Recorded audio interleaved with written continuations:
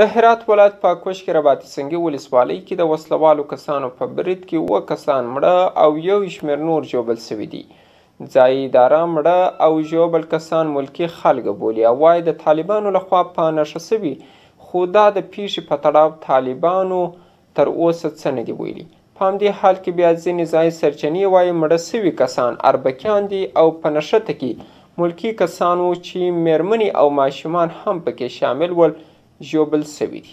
د هرات ولایت د رباط سنگي ولسوالۍ په خواجه نور سیمه کې تېره شپه د وسلوالو کسانو په برید کې 7 کسان مړه سوي او 12 نور چې میرمنې او ماشومان هم پکې شامل دي ژوبل سوي دي.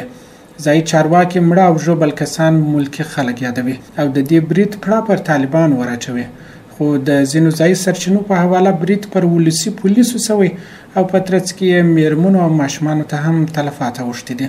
د هرات ولایت د حوزوي روغتون سرطبیب وایي د دې برید څخه نه ژوبل کسان چې میرمنې او ماشومان پکې شامل دي حوزوي روغتون ته د درملنې لپاره راوړل شوي دي.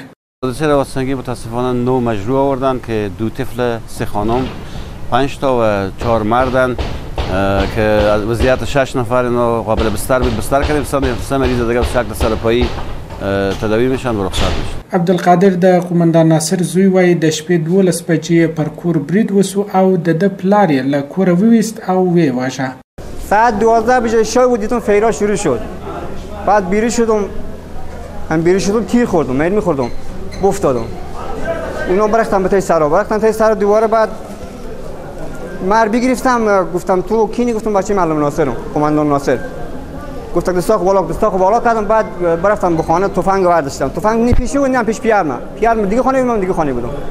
بعد پیرم بیرون کردم، دستای بسته کردم، بالای ضربه کردم، اون شهید کردم. خلاص منم بردم یک عدد بعد یاد کردم. په همدې حال کې قومندان شمس الدین چې د ولسي پولیسو غړی دی وایي د طالبانو سره یې وسلواله نښته کړې او له دې کبله چې ورته کومک نه دی رسېدلی 7 کسان یې مړه سوي او په ترڅ کې د میرمنو او ماشومانو په ګډون 12 نور کسان ژوبل سوي دي. امنیت داشتیم، امنیت داریم که نابهنگام دیشب طالبا هجوم آوردن به منطقه.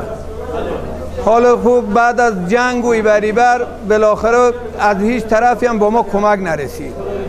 به فشار جنگ از ما 7 نفر شهید شد.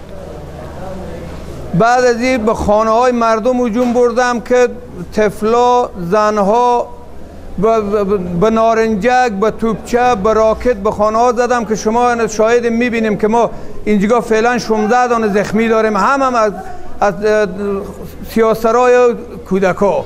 د ویلو ده چې د دې پیښې د څرنګوالي په تړاو تر اوسه طالبانو کم غبرګون نه دی ښودلی.